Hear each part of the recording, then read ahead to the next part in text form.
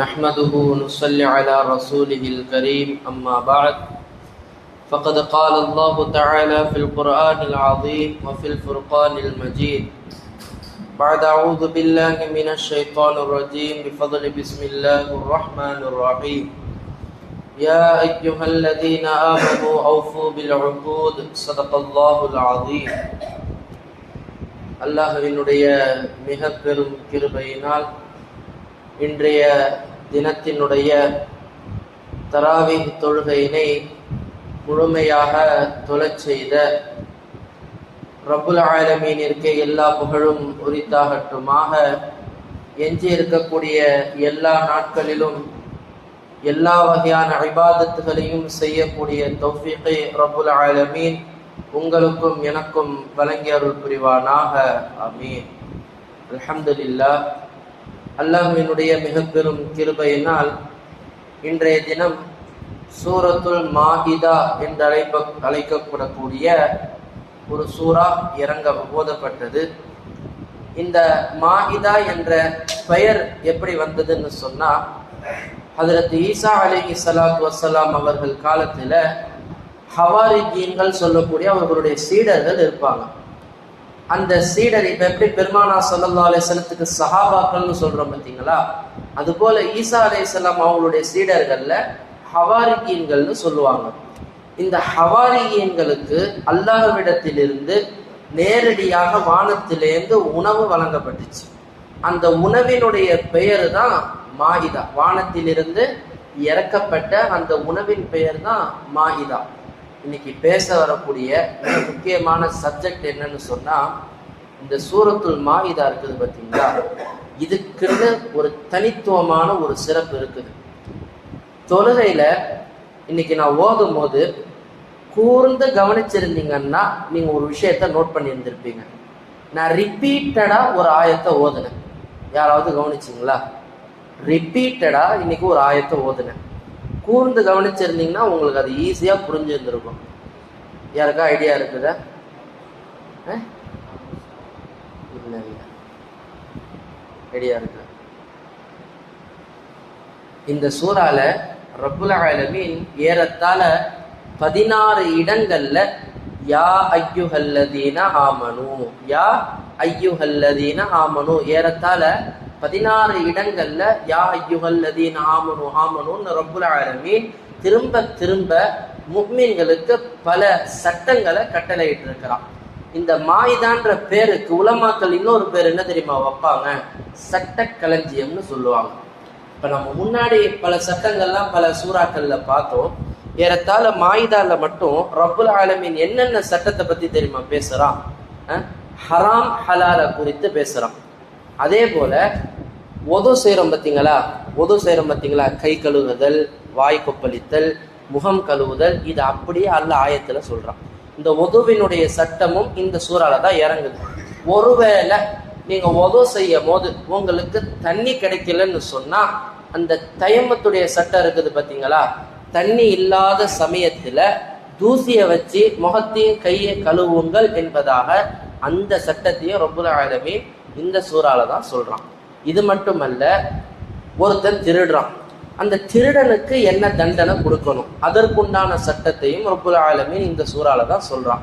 அதே போல 2 பேருக்கு மத்தியில அநியாயமான முறையில சண்டை நடக்குது. ஒருத்தன் அவனை அடிச்சு விட்டான், அதுக்கு பதிலுக்கு அவனுக்கு என்ன அவன் செய்யணும், எப்படி பழி வாங்கணும் அப்படின்ற, அதாவது பழி வாங்குற எண்ணம் கிடையாது, அநியாயமா ஒருத்தன் அடிக்கிறான், அவனுக்கு பதிலடி என்ன அப்படின்றத குறித்து ரப்புல் ஆலமீன் இந்த சூறால தான் அதுக்குண்டான சட்டங்களை சொல்றான்.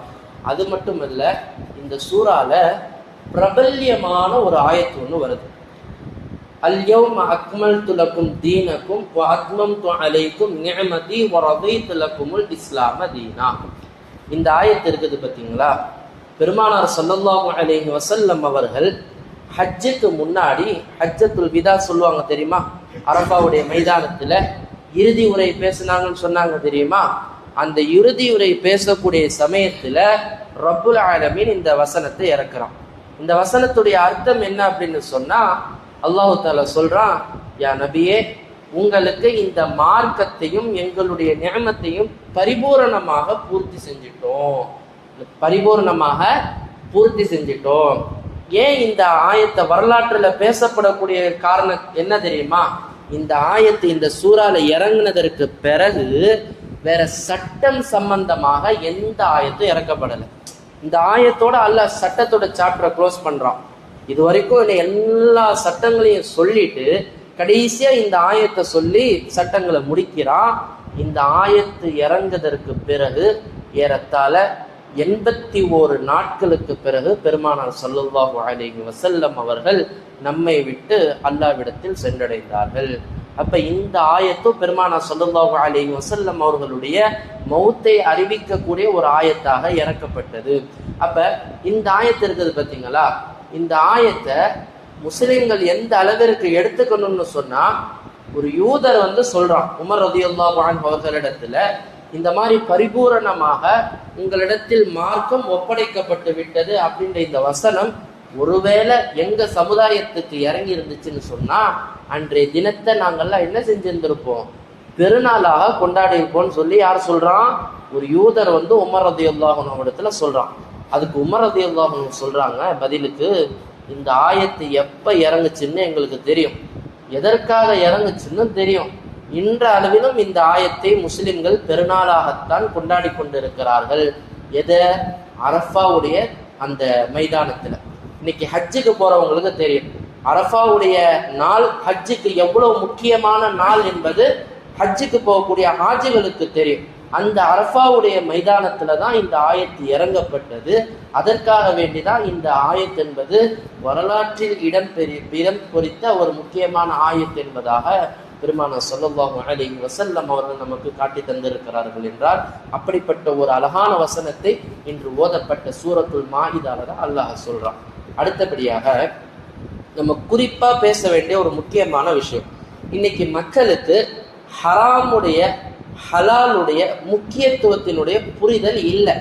அல்லாஹு தாலா இன்னைக்கு ஓதப்பட்ட வசனத்துல ஹராமான பொருட்கள் என்னென்ன, எதெல்லாம் முஸ்லிம்கள் சாப்பிடக்கூடாது, எதையெல்லாம் சாப்பிடலாம் அப்படின்றத ஆயத்துல அழகான முறையில விளக்கியிருக்கான். ஹுர்ரிமத் அலைக்குமுல் மைத்தா, முஸ்லிம்களுக்கு இறந்த இறைச்சிகள், மைத்தத் புரியுதுங்களா, இறந்த இறைச்சிகளை சாப்பிட்றது ஹராமாக்கப்பட்டிருக்கிறது. அலைக்குமுல் மைத்தத்து வத்தமு வலஹ்முல் ஹின்ஸீர் வமா உஹில்ல லிகைரில்லாஹி பி. நான் அப்படியே தமிழ் அர்த்தத்திலே சொல்லிடுறேன். இறந்த மையத்தான இறைச்சி, அதற்கு பக்கம் லஹ்முல் ஹின்ஸீர், ஹின்ஸீரினுடைய இறைச்சி, 4 காலினுடைய இறைச்சி, அல்லாஹ் அல்லாத பெயரை கொண்டு அறுக்கப்பட்ட இறைச்சி. இதெல்லாம் நமக்கு ஏற்கனவே தெரியும் தானே? இது எல்லாமே முஸ்லிம்களுக்கு ஹராம் அப்படின்றது தெளிவா தெரியும். தெரியாத விஷயம் என்ன, அதை அல்லாஹ் சொல்றான். ஒரு பிராணி கழுத்து நெரிக்கப்பட்டு கொல்லப்படுது. ஒன் நதீஹா முன்ஹனிகா, கழுத்து நெரிக்கப்பட்டு கொல்லப்படுது. இதை சாப்பிடலாமா?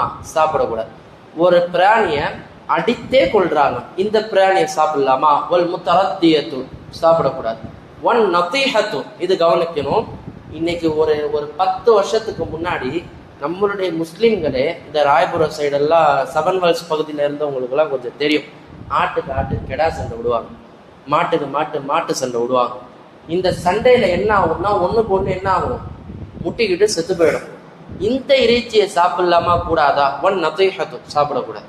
அல்லாஹ் இந்த இப்படிப்பட்ட இறைச்சிகளை தடை செஞ்சிருக்கா. ஒன் நதீஹத் வமா அக்கல சபரு, இந்த காட்டில் உள்ள விலங்குகள், இந்த சிங்கம் புலி இருக்குது இல்ல, இது ஒரு மானையோ ஆடையோ கவ்வி என்ன பண்ணுது, கொன்னுட்டு பாதியில போட்டு போயிடுச்சு. இப்ப இந்த இறைச்சியை சாப்பிடலாமா சாப்பிடக்கூடாதான்னு கேட்டா சாப்பிடக்கூடாது. இது வேட்டையாடப்பட்ட விலங்குகள். சரி, இதெல்லாம் நமக்கு ஓரளவுக்கு தெரிஞ்சது தானே. இந்த ஹராம் ஹலால 6 வகையா உலமாக்கள் இந்த ஆயத்துகள் மூலியமா பிரிக்கிறாங்க. ஒண்ணு முதல் வகை பொதுவாக நம்ம எல்லாருக்கும் தெரிஞ்சது தான், ஆடு மாடு கோழி, இது மாதிரி தெளிவான ஹலால்னு சொல்லப்பட்ட உணவுகள் நமக்கு என்ன செய்யலாம், ஹலால், நம்ம தாராளமா சாப்பிடலாம். இது ஒரு வகை. 2வது வகை, எதெல்லாம் நமக்கு தெளிவா சாப்பிடக்கூடாதுன்னு அல்லாஹ் சொல்லிட்டானோ அந்த வஸ்துக்களை நம்ம சாப்பிடக்கூடாது. இப்போ கொஞ்ச நேரத்துக்கு முன்னாடி இந்த லிஸ்ட் சொன்னேன், இதெல்லாம் குறிப்பா ஹராம்ல வந்துடும். அடுத்தபடியாக 3வதாக அல்லாஹ் சொல்றான், பெருமானார் ஸல்லல்லாஹு அலைஹி வஸல்லம் அவர்கள் எந்தெந்த வஸ்துக்கள் எல்லாம் கொல்ல சொன்னாங்களோ அதையும் நம்ம சாப்பிடக்கூடாது. உதாரணமா பாம்பை பார்த்தா அடிச்சு கொல்லணும்னு ஹதீஸ் இருக்கு, பல்லியை பார்த்தா அடிச்சு கொலை செய்யணும்னு ஹதீஸ் இருக்கு. அது போல அடுத்ததாக எலியை பார்த்தா அடிச்சு கொல்லணும்னு ஹதீஸ் இருக்கு. இப்படி மார்க்கத்துல எந்தெந்த பிராணிகள் எல்லாம் அடிச்சு கொல்ல சொன்னாங்களோ அதையும் நம்ம என்ன செய்யக்கூடாது, சாப்பிட கூடாது. காரணம் அதுல நச்சுத்தன்மை இருக்கின்றதுனாலதான் பெருமானார் ஸல்லல்லாஹு அலைஹி வஸல்லம் அவர்கள் அதை சாப்பிடக்கூடாதுன்னு சொன்னாங்க. அடுத்து 4வது வகை 2 வஸ்து, எதெல்லாம் அல்லாஹ் கொல்லக்கூடாதுன்னு சொன்னானோ அதையும் நம்ம சாப்பிடக்கூடாது. என்ன? ஒன்று ஹுதுஹுது பறவை. சுலைமான் அலைஹிஸ்ஸலாம் காலத்தில் ஒரு பறவை ஒன்று வந்துச்சு தெரியுமா? இன்ஷா அல்லாஹ் வரக்கூடிய தராவியெல்லாம் அந்த சம்பவத்தை நான் விளக்கி சொல்லுவேன். அந்த ஹுதுஹுதுன்ற பறவையை கொல்லக்கூடாதுன்னு அல்லாஹ் கட்டளையிட்டா அதன் காரணமா அதை சாப்பிடக்கூடாது. அதே போல தவக்கலை இருக்குது பார்த்தீங்களா, இந்த தவக்கலையும் கொல்லக்கூடாதுன்னு நமக்கு சட்டம் இருக்குது. எனவே இந்த தவக்கலையும் நம்ம என்ன செய்யக்கூடாது, சாப்பிடக்கூடாது. இதெல்லாம் 4. 5வது வகை என்ன அப்படின்னு சொன்னா, கோரை பற்கள் எதுக்கெல்லாம் இருக்குமோ, எதெல்லாம் தன்னுடைய உணவை கீறி கிழிச்சு தின்னுமோ, வமாக்கள் சபர் அப்படின்னு சொல்லுவாங்க. இந்த கீறி கிழிச்சு சாப்பிடக்கூடிய விலங்குகளை நம்ம சாப்பிடக்கூடாது. கீரி கிழிச்சு சாப்பிட்ற விலங்குனா என்ன? காட்டுல இருக்கக்கூடிய சிங்கம், புலி, சிறுத்தை இதெல்லாம் இருக்குது பார்த்தீங்களா? இதுக்கெல்லாம் என்ன இருக்கும்?